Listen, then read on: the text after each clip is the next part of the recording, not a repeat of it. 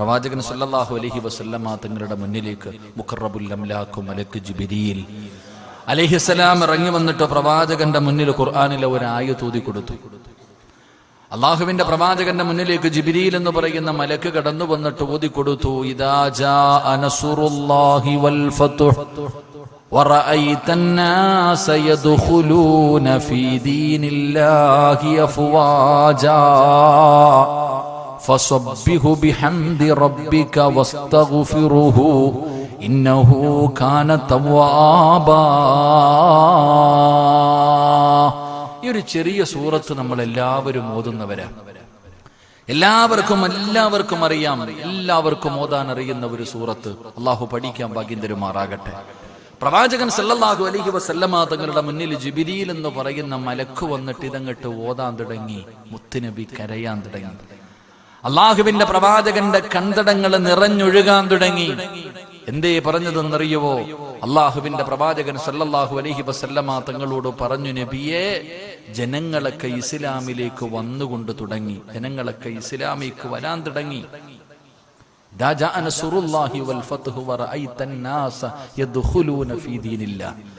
അള്ളാഹുവിന്റെ ദീനിലേക്ക് ജനങ്ങൾ മുഴുവനും നാനാഭാഗങ്ങളിൽ നിന്ന് ഇസ്ലാമിലേക്ക് ജനങ്ങൾ ഇങ്ങനെ ഒഴുകാൻ തുടങ്ങി. നബിയെ, അവിടെ നിന്ന് പറഞ്ഞു കൊടുത്തു, ഫസബ്ബിഹു ബിഹംദി റബ്ബിക.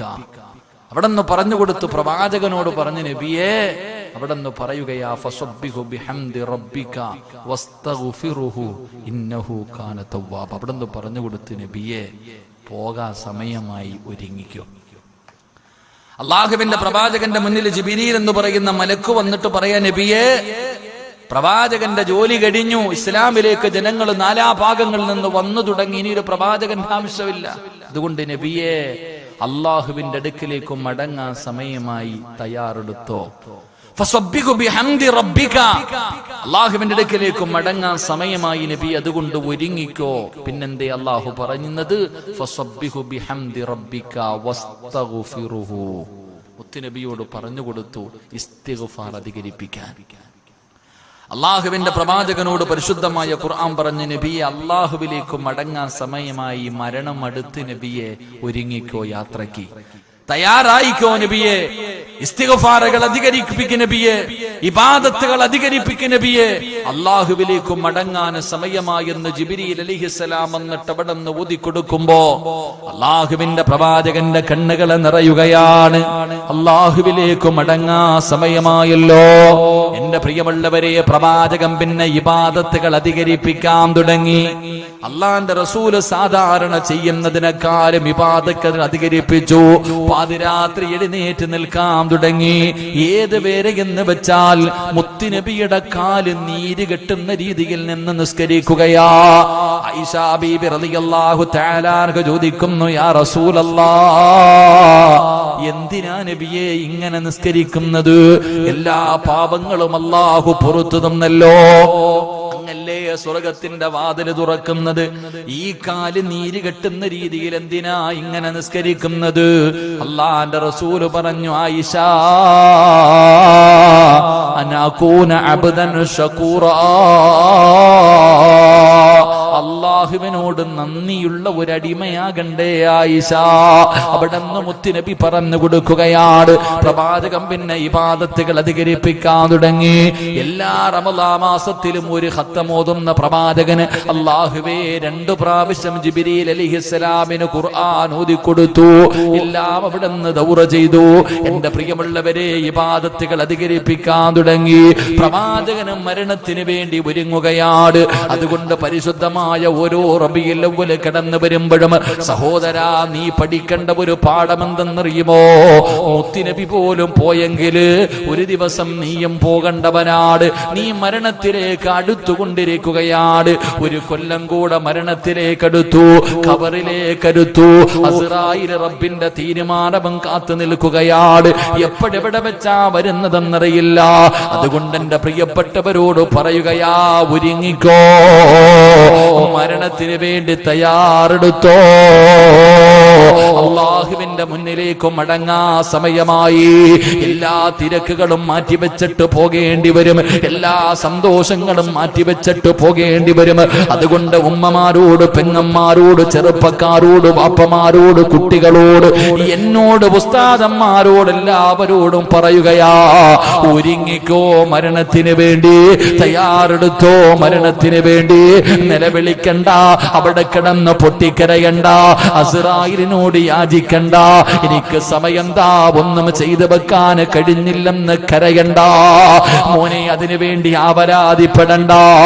മഹാനായ സയ്യിദുനാ അബൂ ഹുറൈറ റളിയല്ലാഹു തആല അൻഹു, ആ പേര് മറക്കാൻ കഴിയുമോ? അല്ലാഹുവേ, ഏത് ഹദീസിന്റെ കിതാബ് എടുത്താൽ അബൂ ഹുറൈറ തങ്ങളുടെ പേരില്ലാത്ത ഹദീസ് കാണൂല. ഏറ്റവും കൂടുതൽ ഹദീസ് റിപ്പോർട്ട് ചെയ്ത സ്വഹാബിയാണ് അബൂ ഹുറൈറ. അബൂ ഹുറൈറ റളിയല്ലാഹു തആല അൻഹു മരിക്കാൻ കിടക്കുകയാണ്, സക്കറാത്തിന്റെ അവസ്ഥയിൽ കിടക്കുകയാണ്. ആ സമയത്ത് വല്ലാതെ കരയുകയാ. അബൂ ഹുറൈറ തങ്ങൾ കിടന്ന് കരയുകയാ. കരയുന്നത് കണ്ടപ്പോ കാണാമെന്നവര് ചോദിച്ചു, അല്ല അബൂ ഹുറൈറ, എന്തിനാ കരയുന്നത്? മരിക്കാനുള്ള പേടി കൊണ്ടാണോ? അബൂ ഹുറൈറ തങ്ങൾ പറഞ്ഞു, മരിക്കാനുള്ള പേടിയുണ്ടല്ല, എന്റെ കയ്യിൽ കൊണ്ടുപോകാനൊന്നുമില്ലല്ലോ. അള്ളാന്റെ മുന്നിലേക്ക് പോകുമ്പോ കൊണ്ടുപോകാൻ എന്റെ കയ്യിലൊന്നുമില്ലല്ലോ. ഇതാരാ പറഞ്ഞതെന്നറിയോ? അബൂ ഹുറൈറ റളിയല്ലാഹു തആല അൻഹു. പടച്ചവനെ, മുത്തുനബിയതാ അവിടെന്ന് മുത്തുനബി ഉണ്ടല്ലോ, അല്ലാഹുവേ പൂച്ചകളോട് നിങ്ങൾ കരുണ കാണിക്കണമെന്ന് പറഞ്ഞപ്പോ, അല്ലാഹുവേ പടച്ചവരെ, പൂച്ചയെ കയ്യിലെടുത്ത് വെച്ച് കളിപ്പിച്ച അബൂ ഹുറൈറ, പൂച്ചയുടെ വാപ്പെന്ന് സഹാബത്ത് വിളിച്ച, പൂച്ചയുടെ വാപ്പ എന്ന് അബൂ ഹുറൈറ, പൂച്ചയുടെ വാപ്പ എന്ന് സഹാബത്ത് വിളിച്ചിരുന്ന അബൂ ഹുറൈറ റളിയല്ലാഹു തആല അൻഹു കരഞ്ഞുകൊണ്ട് പറയുകയാ, ഞാൻ യാത്രയ്ക്ക് തുടങ്ങാൻ പോവുകയാണ്, ഒരിക്കലും അവസാനിക്കാത്ത ഒരു യാത്ര തുടങ്ങാൻ പോവുകയാണ്, എന്റെ കയ്യിലില്ലല്ലോ, അമല് കുറവാണല്ലോ. അബൂ ഹുറൈറ തങ്ങൾ കരഞ്ഞുകൊണ്ട് പറഞ്ഞു എന്ന് ചരിത്രം പറയുമ്പോ, ഈ സദസ്സിലിരിക്കുന്നവരെ, ഞാനും മരണത്തിലേക്ക് 33 വർഷം കഴിഞ്ഞു, ഞാനും അടുത്തിരിക്കുകയാണ്, നിങ്ങളും അടുത്തിരിക്കുകയാണ്. കൊണ്ടുപോകാൻ നിന്റെ കയ്യിൽ എന്തുണ്ട്? കൊണ്ടുപോകാൻ എന്ത് കരുതി വെച്ചിട്ടുണ്ട്? സഹോദരിമാരോട് സ്നേഹത്തോട് ചോദിക്കുകയാ, ഇന്ന് രാത്രി മരിച്ചാ സ്വർഗം കിട്ടാൻ എന്തുണ്ടുമ്മ? ഇന്ന് രാത്രി നിങ്ങൾ ആരെങ്കിലും മരിച്ചു പോയാൽ സ്വർഗം കിട്ടാൻ നിന്റെ കയ്യിൽ ഒരമല് പറ, നിന്റെ കയ്യിൽ ഇരുന്നതും അല്ലാഹു സ്വീകരിച്ചെന്ന് പറയാൻ എന്ത് കഴിവാ നമുക്കുള്ളത്? എന്റെ പ്രിയമുള്ളവരെ, അതുകൊണ്ട് പറയുകയാ, ഒരുങ്ങിക്കോ. റബീഉൽ അവ്വൽ വരുമ്പോ മുത്തുനബി വഫാത്തായ മാസം കൂടെയാണല്ലോ, അതേ ദിവസമല്ലേ മുത്തുനബിയും യാത്രയായത്. ഈ പ്രായമുള്ളവരോട് എനിക്ക് പറയാനുള്ളത്, ആ ഓർമ്മ നിനക്കും വേണം. പ്രവാചകൻ പോയെങ്കിൽ പിന്നെ നീ ആരാ? അതുകൊണ്ട് എന്റെ പ്രിയപ്പെട്ടവരോട് പറയുകയാ, പരിശുദ്ധമായ റബീഉൽ അവ്വൽ 11 അല്ലാഹുവിന്റെ പ്രവാചകൻ രോഗം പിടിച്ച് കിടക്കുകയാണ്. മുത്തുനബി രോഗം പിടിച്ച് കിടക്കുകയാണ്. അള്ളാഹുവിന്റെ പ്രവാചകൻ രോഗം പിടിച്ച് കിടക്കുമ്പോ അള്ളാന്റെ റസൂൽ അള്ളാഹുവേ എല്ലാ ഭാര്യമാരെയും വിളിച്ചുകൂട്ടി പ്രവാചകൻ അവിടെ നിന്ന് ഉപദേശങ്ങൾ കൊടുത്തു. കുടുംബക്കാരെ വിളിച്ചുകൂട്ടി ഉപദേശം കൊടുത്തു. എല്ലാം അള്ളാന്റെ റസൂല് ചെയ്തു. എന്റെ പ്രിയമുള്ളവരെ, അവസാനം അള്ളാഹുവിന്റെ പ്രവാചകൻ ആയിഷ ബീവിയുടെ വീട്ടിൽ കിടക്കുകയാ. മുത്തുനബി രോഗം പിടിച്ച് കിടക്കുമ്പോ മുത്തുനബിയെ കാണാൻ ഫാത്തിമ എന്ന പൊന്നുമോള് വരികയാണ്. വാപ്പയെ കാണാമെന്നപ്പോ ഫാത്തിമ വല്ലാതെ നിലവിളിക്കുകയാണ്. വാപ്പയുടെ അവസ്ഥ കണ്ടിട്ട് പൊട്ടിക്കരയുകയാണ്. പൊന്നുമോൾ അടുത്ത് വന്നപ്പോ റസൂലുള്ള അടുത്ത് വിളിച്ചു, ഫാത്തിമ വാ മോളെ. എല്ലാരും ഇങ്ങനെ നിൽക്കുമ്പോ പ്രവാചകൻ ഫാത്തിമ ബീവിയുടെ ചെവിയിൽ ഒരു രഹസ്യം പറഞ്ഞു കൊടുത്തു. എന്തേ രഹസ്യമെന്നറിയോ? ഫാത്തിമ, വാപ്പയുടെ മരണമെടുത്തു ഫാത്തിമ. അള്ളാന്റെ റസൂല് പറഞ്ഞു കൊടുത്തു മകളോട്, ഉപ്പ പോകുകയാണ്, ഉപ്പാടെ മരണം അടുത്തെന്ന് തോന്നുന്നു മോളെ. എല്ലാ വർഷവും റമളാനിൽ ഞാൻ ഒരു പ്രാവശ്യമാണ് ഖുർആൻ ജിബ്രീലിന് ഓതി കേൾപ്പിക്കുന്നത്. ഈ പ്രാവശ്യം ഞാൻ 2 പ്രാവശ്യം ഓതി കേൾപ്പിച്ചു. അതുകൊണ്ട് വാപ്പയുടെ മരണം അടുത്തിട്ടുണ്ട്. എന്റെ പൊന്നുമോള് കരയരുതേ. അള്ളാന്റെ റസൂല് ഫാത്തിമ ബീവിയുടെ ചെവിയിലെ രഹസ്യം പറയുമ്പോ മുത്തുനബിയുടെ പൊന്നുമോള് പൊട്ടിക്കരയുകയാ. അള്ളാന്റെ റസൂലിന്റെ പൊന്നുമോള് വല്ലാതെ കരഞ്ഞു. ഫാത്തിമയെ 2ാമതും അടുത്ത് വിളിച്ചു. എന്നിട്ട് മുത്തുനബി പറഞ്ഞു, കരയല്ലേ ഫാത്തിമ, എന്റെ കുടുംബത്തിൽ നിന്ന് എന്റെ പുറകെ ആദ്യം വരുന്നത് നീയാണ്. പൊന്നുമകളോട് പറഞ്ഞു കൊടുത്തു, പാപ്പ പോയാ തൊട്ടു പുറകിൽ നീയുണ്ട് ഫാത്തിമ. എന്റെ കുടുംബത്തിൽ നിന്ന് ആദ്യം എന്റെ പുറകിൽ വരുന്നത് നീയാണ് ഫാത്തിമ. പാപ്പ പൊന്നാര മകളുടെ ചെവിയിൽ മരണം പറയുമ്പോ ഫാത്തിമ ചിരിക്കുകയാ. അള്ളാന്റെ റസൂലിന്റെ പൊന്നുമോള് മരിക്കുമെന്ന് പറഞ്ഞപ്പോ ചിരിക്കുകയാണ്. എന്റെ പ്രിയമുള്ളവരെ, ആ രഹസ്യമാരും അറിഞ്ഞില്ല. പലരും ചോദിച്ചു പറഞ്ഞു കൊടുത്തില്ല. പക്ഷേ പിന്നീട് ആദ്യം വഫാത്തായത് ഫാത്തിമ ബീവിയാണ്. അപ്പോഴാണ് ആ സംഭവം മറ്റുള്ളവർക്ക് മനസ്സിലാക്കാൻ കഴിഞ്ഞതെന്ന് ചരിത്രം പറയുമ്പോ, എന്റെ പ്രിയമുള്ളവരെ, റബീഉൽ അവ്വൽ 11 അള്ളാഹുവിന്റെ പ്രവാചകൻ രോഗം പിടിച്ചിട്ട് വീടിന്റെ അകത്ത് കിടക്കുകയാ. ബോധമില്ല. റസൂലുള്ള തളർന്നു കിടക്കുകയാണ്. പെട്ടെന്നാണ് പ്രവാചകൻ അവിടെ നിന്ന് ബോധം തിരിച്ചു വന്നത്. അള്ളാഹുവിന്റെ റസൂല് വിളിച്ചു, ആയിഷ, പെട്ടെന്ന് ഓടിവാ ആയിഷ. ആയിഷ ബീവിയെ മുത്തുനബി വിളിക്കുകയാണ്, ഓടിവാ ആയിഷ, ഓടിവാ ആയിഷ. ആയിഷ ബീബി റളിയല്ലാഹു തആല അൻഹ പ്രവാചകന്റെ മുന്നിലെത്തി. മുത്തുനബി പറഞ്ഞു, ആയിഷ, ഇന്ന സ്ഥലത്ത് കുറച്ച് ദിർഹം ഇരിക്കുന്നുണ്ട്. 6-7 ദിർഹം പ്രവാചകന്റെ വീടിന്റെ അകത്തുണ്ട്. മുത്തുനബി പറഞ്ഞു, എടുത്തുകൊണ്ടുവരാറ്. ആയിഷ ബീബി റളിയല്ലാഹു തആല അൻഹ ആ തുച്ഛമായ ദിർഹം എടുത്തുകൊണ്ട് പ്രവാചകന്റെ കയ്യിൽ വെച്ചപ്പോ റസൂലുള്ള കരയുകയാ. മുത്തുനബി കരയുകയാ. എന്തിനാ നബിയെ കരയുന്നത്? ഇതെന്റെ വീടിന്റെ അകത്തിരിക്കുന്ന സമയത്ത് ഞാനങ്ങ് മരിച്ചുപോയാ. ഈ ദിർഹം എന്റെ വീടിന്റെ അകത്തിരിക്കുന്ന സമയത്താണ് ഞാൻ മരിച്ചു പോകുന്നതെങ്കിൽ എന്ത് കണക്ക് ഞാൻ അല്ലാഹുവോട് പറയും ആയിഷ? അതുകൊണ്ട് ഇത് പാപങ്ങൾക്ക് കൊണ്ടുകൊടുക്ക്, ഇത് പാപങ്ങൾക്ക് കൊണ്ടുകൊടുക്ക്, പെട്ടെന്ന് കൊണ്ടുപോ ആയിഷ. പ്രവാചകൻ ആയിഷ ബീവിയെ പറഞ്ഞു വിട്ടു, റബ്ബേ, പാപങ്ങൾക്ക് സദഖ കൊടുക്കാൻ 5 നയാ പൈസ ഇല്ല വാപ്പാ. റബീഉൽ അവ്വൽ 11 മുത്തുനബിയുടെ വീടിന്റെ അകത്ത് വിളക്ക് കത്തിച്ചില്ല. റബീഉൽ അവ്വൽ 11 അള്ളാന്റെ റസൂലിന്റെ വീടിന്റെ അകത്ത് വിളക്ക് കത്തിച്ചില്ല. പ്രവാചകം ചോദിച്ചു, ആയിഷ, എന്തേ വിളക്ക് കത്തിക്കാത്തത്? എന്റെ ആയിഷ വിളക്ക് കത്തിക്കാത്തത്? ആയിഷ ബീബി റളിയല്ലാഹു തആല അൻഹ മിണ്ടാതെ മാറി നിൽക്കുകയാ. കാരണം എന്തെന്നറിയോ? വിളക്കിന്റെ അകത്തൊഴിക്കാൻ എണ്ണയില്ല. മുത്തുനബിയുടെ വീടിന്റെ അകത്ത് മരിക്കുന്നതിന്റെ തലേ ദിവസം വിളക്കിന്റെ അകത്ത് ഒഴിക്കാൻ എണ്ണ പോലുമില്ല. പറഞ്ഞ മുത്തുനബിയുടെ മനസ്സ് വേദനിക്കുമെന്ന് കരുതിയിട്ട് മിണ്ടാതെ മാറി നിന്നു. റസൂലുള്ള 2ാമതും വിളിച്ചു, ആയിഷ, എന്തേ വിളക്ക് കത്തിക്കാത്തത്? പൊട്ടിക്കരഞ്ഞുകൊണ്ട് പറഞ്ഞു, മുത്തുനബിയെ, എണ്ണയില്ല നബിയെ.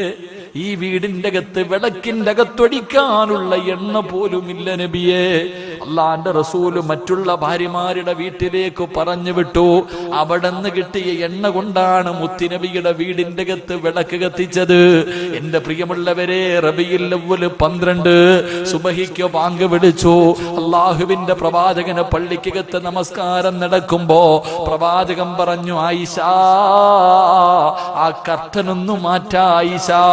ആയിഷ ബീബി റളിയല്ലാഹു തആല അൻഹ കർട്ടൻ മാറ്റുകയാണ്. മുത്തുനബി സ്വഹാബികളെ നോക്കി. അബൂബക്കർ തങ്ങൾ ഇമാമത്ത് നിൽക്കുന്നുണ്ട്. സ്വഹാബികൾ എല്ലാവരും പുറകിൽ നിന്ന് നിസ്കരിക്കുന്നുണ്ട്. പ്രവാചകൻ ഓരോ സ്വഹാബിയും നോക്കി, ഓരോ സഹാബിയെയും നോക്കി. സലാം വീട്ടാ സമയമായപ്പോ പ്രവാചകൻ പറഞ്ഞു, ആയിഷ, കട്ടന് തിരിച്ചിട്. എന്റെ പ്രിയമുള്ളവരെ, റബീഉൽ അവ്വൽ 12 രാവിലെ പ്രവാചകന്റെ രോഗത്തിന് നല്ല ശമനം ശമനം വന്നു. അബൂബക്കർ സിദ്ദീഖ് തങ്ങളെ കാണാമെന്നു. പ്രവാചകന്റെ രോഗം കുറഞ്ഞെന്ന് പറഞ്ഞ അബൂബക്കർ തങ്ങളുടെ യാത്ര തുടങ്ങി. എന്റെ പ്രിയമുള്ളവരെ, കുറെ സമയം കഴിയുമ്പോ അല്ലാഹുവിന്റെ പ്രവാചകന് പെട്ടെന്ന് പനിയങ്ങ് കൂടുകയാണ്. റബ്ബേ, രോഗമങ്ങ് കൂടി. പ്രവാചകനതാ വീടിന്റെ അകത്ത് തളർന്നു കിടക്കുകയാ. ആയിഷാ ബീവി ഇരുന്ന് കരയുന്നുണ്ട്, ഫാത്തിമ ബീവി ഇരുന്ന് കരയുന്നുണ്ട്. അല്ലാഹുവിന്റെ പ്രവാചകൻ ഇങ്ങനെ കിടക്കുകയാണ്, തളർന്നു ഉറങ്ങുകയാണ്. ആ സമയത്താണ് വീടിന്റെ കവാടത്തിൽ ഒരു സലാം കേൾക്കുന്നു. അസ്സലാമു അലൈക യാ അഹ്ല ബൈത്തിൻ നുബുവ ഇഫ്തഹിൽ ബാബ്. വീടിന്റെ കവാടത്തിൽ വന്ന് നിന്നാരോ സലാം പറയുകയാ.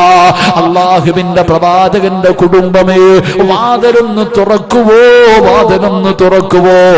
അല്ലാഹുവിന്റെ പ്രവാചകന്റെ വീടിന്റെ കവാടത്തിൽ വന്ന് സലാം പറയുമ്പോ ഫാത്തിമ ബീബി റളിയല്ലാഹു തആല അൻഹ വിളിച്ചു പറയുകയാ, എന്റെ വാപ്പയ്ക്ക് സുഖമില്ല, എന്റെ വാപ്പ തളർന്നു കിടക്കുകയാ. നിങ്ങൾ പോയിട്ട് പിന്നെയൊന്ന് വരുവോ, പോയിട്ട് പിന്നെയൊന്ന് വരുവോ? ഫാത്തിമ ബീബി വിളിച്ചു പറഞ്ഞു, പടച്ചവരെ, കുറെ സമയം കഴിഞ്ഞു. രണ്ടാമതും വീടിന്റെ കവാടത്തിൽ അതേ മനുഷ്യൻ തന്നെ സലാം പറയുകയാ. അപ്പോഴും ഫാത്തിമ പറഞ്ഞു, എന്റെ ഉപ്പയ്ക്ക് വേദന സഹിക്കാൻ കഴിയുന്നില്ല, എന്റെ ഉപ്പ രോഗം പിടിച്ച് കിടക്കുകയാ, തളർന്നു കിടന്ന് ഉറങ്ങുകയാ. നിങ്ങൾ പോയിട്ട് പിന്നെയൊന്ന് വരുവോ? അല്ലാഹുവേ, കുറച്ച് സമയം കഴിഞ്ഞു. മൂന്നാമതും വീടിന്റെ കവാടത്തിൽ അസ്സലാമു അലൈക്കും യാ അഹ്ല ബൈത്തിൻ നുബുവ ഇഫ്തഹിൽ ബാബ്. വീടിന്റെ മുന്നിലതാ സലാം പറയുന്നത് കേൾക്കുമ്പോ മുത്തുനബി പറഞ്ഞു, മോളെ ഫാത്തിമ, വാതില് തുറക്കുമോളെ, വാതില് തുറക്കുമോളെ. ഫാത്തിമ ബീവി റളിയല്ലാഹു തആല അൻഹ വാതില് തുറക്കുകയാ. ആരാ കടന്നു വന്നതെന്നറിയോ? മലക്കുൽ മൗത്ത് അസ്റായീൽ. അസ്റായീൽ എന്ന് പറയുന്ന മലക്ക് മുത്തുനബിയുടെ ചാരത്തേക്ക് കടന്നു വന്ന് സലാം പറഞ്ഞു. അല്ലാഹുവിന്റെ റസൂൽ ചോദിച്ചു, അസ്റായീലേ, എന്നെ കാണാമെന്നതാണോ? എന്നെ കാണാമെന്നതാണോ? യാ റസൂലല്ലാഹ്, അനുവാദം തന്നാൽ അങ്ങയുടെ റൂഹ് പിടിക്കാൻ അല്ലാഹു പറഞ്ഞു വിട്ടതാ, ഇല്ലെങ്കിൽ സന്ദർശിച്ചു മടങ്ങാമെന്നതാണ്. മുത്തുനബി അവിടുന്ന് അനുവാദം കൊടുക്കുകയാ. അസ്റായീലേ, എന്റെ റൂഹ് പിടിച്ചു അസ്റായീൽ. അല്ലാഹുവിന്റെ പ്രവാചകന്റെ റൂഹ് പിടിക്കാൻ അസ്റായീൽ തുടങ്ങി. പടച്ചവരെ, മുത്തുനബി കിടന്നു പിടയുകയാ. മുത്തുനബി കരയാൻ തുടങ്ങി. മരണവേദന സഹിക്കാൻ കഴിയാതെ പ്രവാചകന് പിടയാൻ തുടങ്ങി. അല്ലാഹുവിന്റെ റസൂൽ ചോദിക്കുന്നു, അസ്റായീലേ, ഒന്ന് പതുക്കെ പിടിക്കുമോ അസ്റായീൽ? എനിക്ക് വേദനിക്കുന്നു അസ്റായീൽ, എനിക്ക് വേദനിക്കുന്നു അസ്റായീൽ, ഒന്ന് പതുക്കെ പിടിക്ക അസ്റായീൽ. മുത്തുനബി എവിടെന്ന് പറയുമ്പോ അസ്റായീൽ എന്ന മലക്ക് കരയുകയാ. അസ്റായീൽ എന്ന മലക്ക് കരയുകയാ. യാ റസൂലല്ലാഹ്, ഇന്ന് വരെ ഒരാളുടെ റൂഹ് പിടിച്ചപ്പോഴും എന്റെ കൈ വിറച്ചിട്ടില്ല നബിയേ. ഇന്ന് വരെ ഒരാളുടെ റൂഹ് പിടിക്കുമ്പോഴും എന്റെ കൈ വിറച്ചിട്ടില്ല നബിയേ. ഇന്നെന്റെ കൈ വിറയ്ക്കുന്നു നബിയേ. ഇതിനെക്കാളും മയമായി പിടിക്കാൻ, ഇതിനെക്കാളും മയമായിട്ട് പിടിക്കാ എനിക്കറിയില്ല നബിയേ. അസ്റായീൽ പോലും കരയുകയാ. അല്ലാഹുവിന്റെ പ്രവാചകന് ചരിത്രം പറയുന്നു, മുത്തുനബി എഴുന്നേക്കും തിരിച്ചു കിടക്കും, മുത്തുനബി എഴുന്നേക്കും തിരിച്ചു കിടക്കും. റസൂലുള്ള മരണവേദന സഹിക്കാൻ കഴിയാതെ പിടയുന്നത് കണ്ടപ്പോ ആയിഷ ബീബി റളിയല്ലാഹു തആല അൻഹ, ഫാത്തിമ ബീബി റളിയല്ലാഹു തആല അൻഹ വാപ്പയുടെ ചാരത്തിരുന്നിട്ട് ഫാത്തിമ ബീബി ഉപ്പാടെ ശരീരം ഇങ്ങനെ തടകുകയാ. ചൂടുവെള്ളത്തിൽ തുണി മുക്കിയിട്ട് വെച്ച് കൊടുക്കുകയാണ്. ആയിഷ ബീബി റളിയല്ലാഹു തആല അൻഹ മുത്തുനബിയുടെ തലയെടുത്തും മടിയിൽ വെച്ചു അല്ലാഹുവിന്റെ റസൂലിന്റെ മുഖത്ത് ഇങ്ങനെ തുടച്ചു കൊടുക്കുകയാ. എന്റെ പ്രിയപ്പെട്ടവരെ, ആ സമയത്ത് അല്ലാഹുവിന്റെ റസൂൽ പറഞ്ഞതെന്തെന്നറിയോ? ഈ സദസ്സിലിരിക്കുന്നവർക്ക് പഠിക്കാൻ പറയുകയാ. തന്റെ വീടിന്റെ അകത്തിരുന്ന അവസാനത്തെ ഒരു രൂപ പോലും സദക്ക കൊടുത്ത മുത്തുനബി ഉണ്ടല്ലോ, ആ റൂഹ് പിടിച്ചുകൊണ്ടിരിക്കുന്ന സമയത്ത് ഈ പ്രപഞ്ചം മുഴുവനും സൃഷ്ടിക്കാൻ കാരണക്കാരനായ അസ്റഫുൽ ഖൽഖി നബി മുഹമ്മദ് മുസ്തഫ സല്ലല്ലാഹു അലൈഹി വസല്ലമ തങ്ങള് ആയിഷ ബീവിയോട് പറഞ്ഞു കൊടുത്തത് എന്തെന്നറിയുമോ? ആയിഷ, ഇന്നലിൽ മൗത്ത് ലസകറാ, മരണത്തിന് വല്ലാത്ത വേദനയായിഷ, മരണത്തിന് വല്ലാത്ത വേദനയായിഷ. അല്ലാഹുവിന്റെ പ്രവാചകൻ അവിടെന്ന് പറഞ്ഞു കൊടുക്കുകയാ. മുത്തുനബി അവിടെന്ന് ഉപദേശിച്ചു കൊടുത്തു. മുത്തുനബിയുടെ മുഖം ഇങ്ങനെ വെള്ളം കൊണ്ട് തടകുകയാണ്. പ്രവാചകൻ ഇങ്ങനെ ചെറുതായിട്ട് എഴുന്നേറ്റു. ആയിഷാ ബീവിയുടെ നെഞ്ചിലിങ്ങനെ ചാരിയിരിക്കുകയാണ്. മുത്തുനബി തന്നെ വെള്ളം കോരി മുഖത്തെ കുടിക്കുകയാണ്. പടച്ചവരെ, ആ സമയത്താണ് ഒരു സ്വഹാബി കടന്നു വരുന്നത്.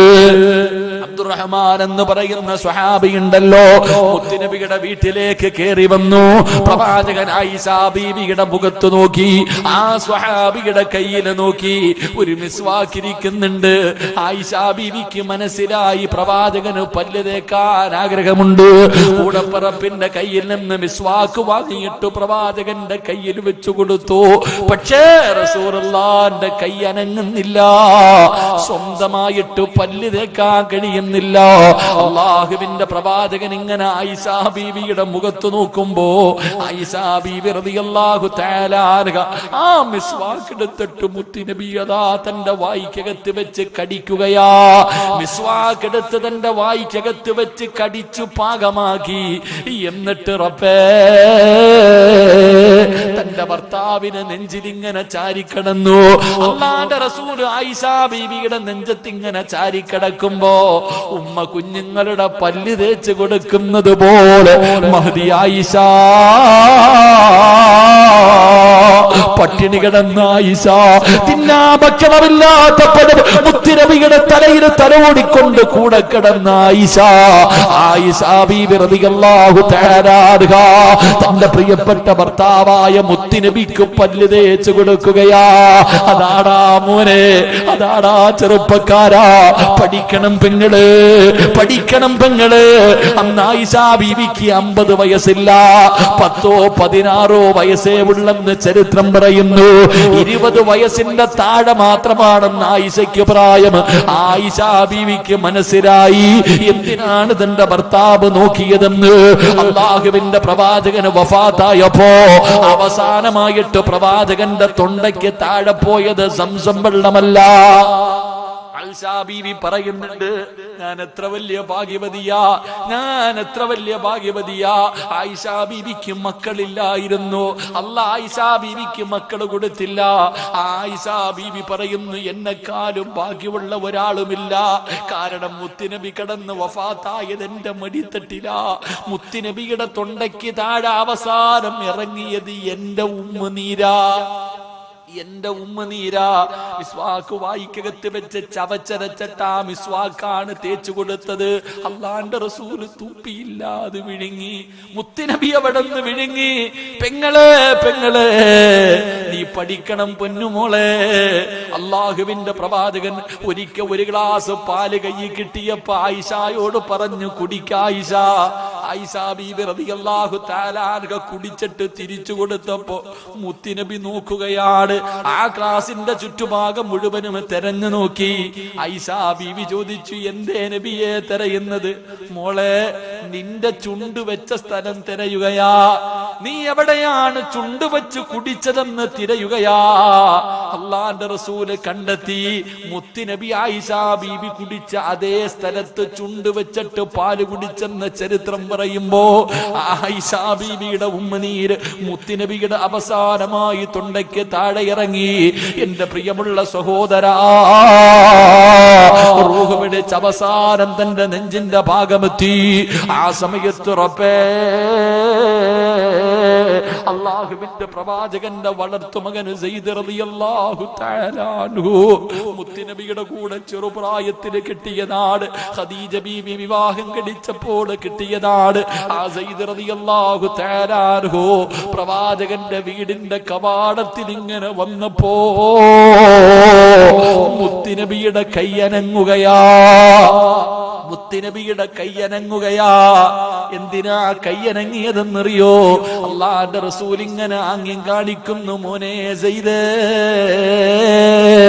എനിക്ക് വേണ്ടിയൊന്ന് ദുആ ചെയ്യ് മോനെ.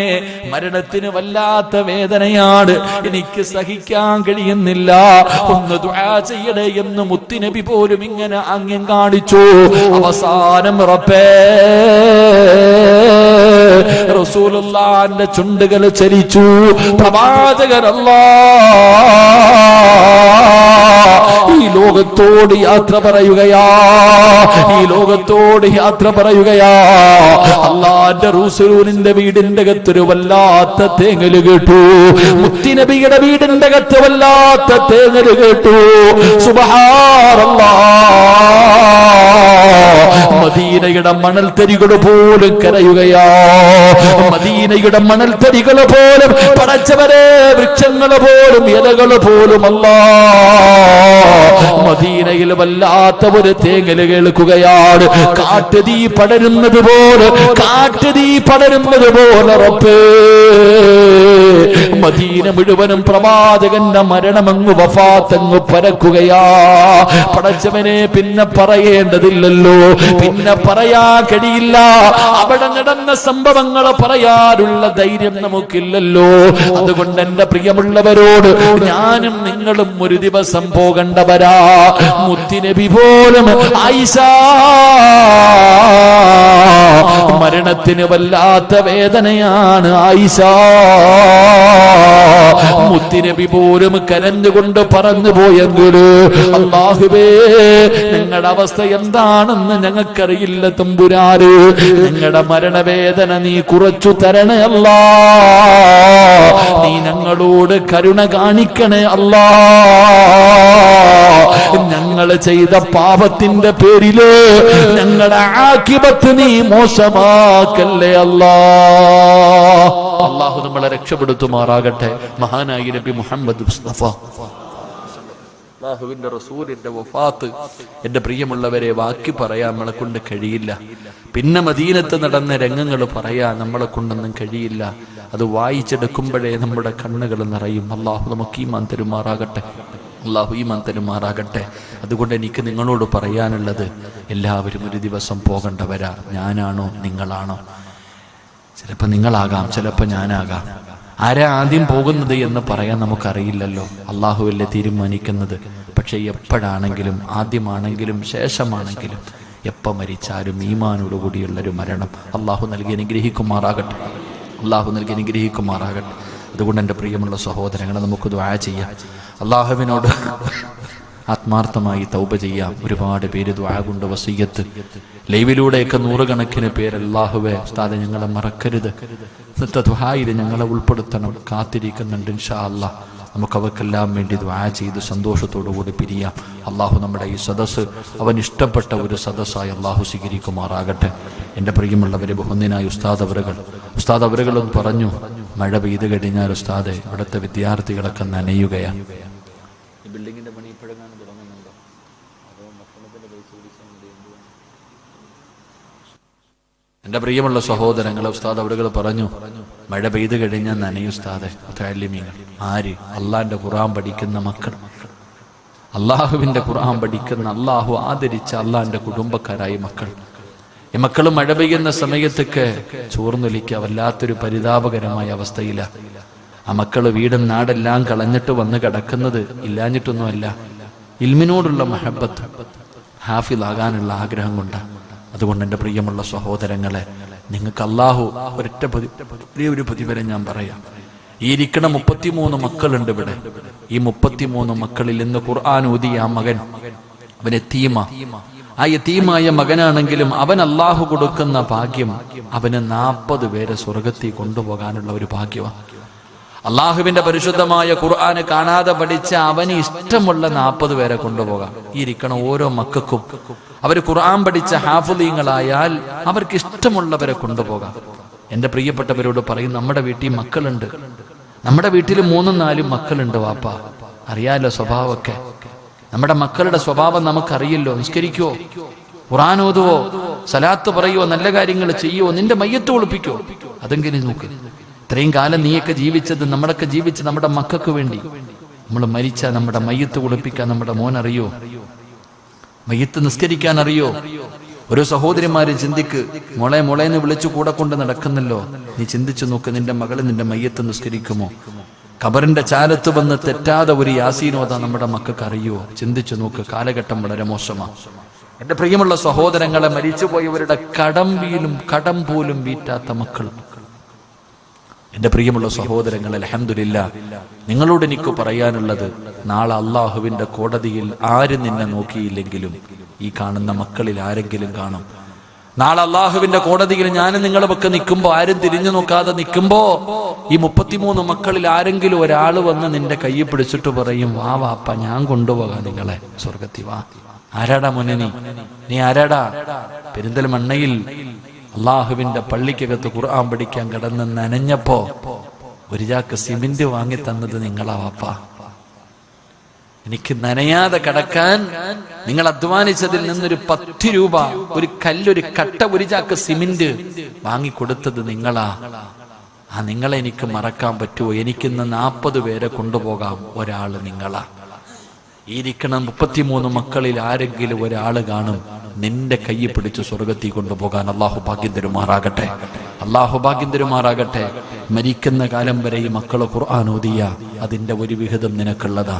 അതുകൊണ്ട് എനിക്ക് നിങ്ങളോട് പറയാനുള്ളത്, ഈ കാണുന്ന ഇപ്പോഴെങ്ങുമല്ല, അതിന്റെ പണി തുടങ്ങുന്ന സമയം, ആ ബിൽഡിങ്ങിന്റെ പണി തുടങ്ങുന്ന സമയം, നിങ്ങൾക്ക് ആർക്കെങ്കിലും അള്ളാഹുവിന്റെ തൃപ്തി മാത്രം കരുതിയിട്ട് ഒരു 5 നയാ പൈസ കൊടുക്കാൻ കഴിഞ്ഞാൽ അള്ളാഹു നിനക്ക് തരുന്ന പ്രതിഫലം വഅബ്ശിറൂ ബിൽ ജന്ന, നീ സ്വർഗം കണ്ടട്ടെ മരിക്കൂ എന്ന് അള്ളാഹുവിന്റെ വിശുദ്ധ ഖുർആൻ. അള്ളാഹു നമുക്ക് ഈമാൻ തരുമാറാകട്ടെ. മരിക്കുന്ന സമയത്ത് മരണവേദന അറിയാതെ മരിക്കാം. അതിനുള്ള ഏക വഴി ഇങ്ങനെ കാണിച്ചു തരും മലക്കുകൾ. നീ കൊടുത്തതിന്റെ പ്രതിഫലം ഇതാണ്. അള്ളാഹു നിനക്ക് തരുന്ന പ്രതിഫലം. അള്ളാഹു അത് കണ്ടു മരിക്കാൻ ഭാഗ്യം നൽകുമാറാകട്ടെ. എന്റെ പ്രിയപ്പെട്ട സഹോദരിമാരെ, നിന്നോടൊക്കെ ചോദിക്കും, എന്തിനാ വഅലിന്റെ സദസ്സിൽ പോയി സ്വർണ്ണമൂരി കൊടുക്കുന്നത്? നിനക്കൊക്കെ ഭ്രാന്താണോ എന്ന് പല ബുദ്ധിയുള്ള പെണ്ണുങ്ങൾ ചോദിക്കും. അവളോട് നീ പറഞ്ഞു കൊടുക്കേണ്ട ഒരു പ്രതിഫലമുണ്ട്. അള്ളാഹുവിന്റെ ഖുർആൻ പഠിക്കുന്ന 33 മക്കൾ, ഈ ഹാഫിളീങ്ങളായ മക്കളെ മണ്ണ് തിന്നുവോ? ഉള്ളത് പറ, തിന്നുവോ? ഈ ഖുർആൻ പഠിച്ച മക്കളെ കബറി കൊണ്ടുവച്ച മണ്ണ് തിന്നൂല. കാരണം മണ്ണ് തിന്നാൻ പാടില്ലാത്ത വിഭാഗമാണ്. ഈ ഖുർആൻ പഠിച്ച മക്കൾക്ക് ഭക്ഷണം കൊടുത്ത നിനക്ക്, ഈ മക്കള് നനയാതെ ഇതിന്റെ മുകളിൽ ഒരു ബിൽഡിംഗ് പണിയുമ്പോ നീ ഒരു 5 നയാ പൈസ കൊടുത്തിട്ടുണ്ടെങ്കിൽ നിന്നെയും പള്ളിക്കാട്ടി കൊണ്ടുവെക്കുമ്പോ മണ്ണ് തിന്നൂല. അള്ളാഹു പഠിക്കാൻ ഭാഗ്യം തരുമാറാകട്ടെ. ഊരി കൊടുക്കുന്നതൊന്നും വെറുതെ അല്ല അമിന. എന്റെ പ്രിയപ്പെട്ട താത്താമാരെ, നിങ്ങളുടെ കൈ കിടന്ന സ്വർണ്ണം ഊരി കൊടുത്തതൊന്നും വെറുതെ അല്ല. ഒരുപാട് ഇട്ടവർ നിന്റെ ചുറ്റുഭാഗത്തിരിക്കുമ്പോ ആകെയുള്ള മോതിരം ഊരിക്കൊടുത്ത് നീയൊന്നും സാധാരണ പെണ്ണല്ല. മണ്ണ് തിന്നാതെ ഖബറിന്റെ അകത്ത് കിടക്കുന്ന വിഭാഗമാ. മഹദിയായ ഖദീജ ബീവി റളിയല്ലാഹു തആല അൻഹയുടെ ജനാസ ഖബറിന്റെ അകത്ത് ഇറക്കി വെച്ചിട്ട് പ്രവാചകൻ സല്ലല്ലാഹു അലൈഹി വസല്ലമ തങ്ങൾ ഒരുപിടി മണ്ണ് വാരി കവിളിന്റെ താഴെ വെച്ചു. പക്ഷേ ഖദീജ ബീവിയുടെ കവിളിൽ മണ്ണ് തൊട്ടില്ല. പ്രവാചകൻ 3 പ്രാവശ്യം വെച്ചു, 3 പ്രാവശ്യവും തൊട്ടില്ല. മുത്തുനബിക്ക് അത്ഭുതമായി, എന്തുകൊണ്ട് ഖദീജയെ മണ്ണ് തൊടുന്നില്ല? മഹാനായ മുഖറബുൽ അംലാഖു മലക്ക് ജിബ്രീൽ അലൈഹിസ്സലാം ഇറങ്ങി വന്നിട്ട് പറഞ്ഞു കൊടുത്തു, തിന്നൂല നബിയെ, ഖദീജയെ മണ്ണ് തിന്നൂല. കാരണം അള്ളാഹു ഒരുപാട് സമ്പത്ത് കൊടുത്തവളാ ഖദീജ. ആ സമ്പാദ്യം മുഴുവനും അള്ളാഹുവിന്റെ ദീനിന് വേണ്ടി കൊടുത്തവളാ ഖദീജ.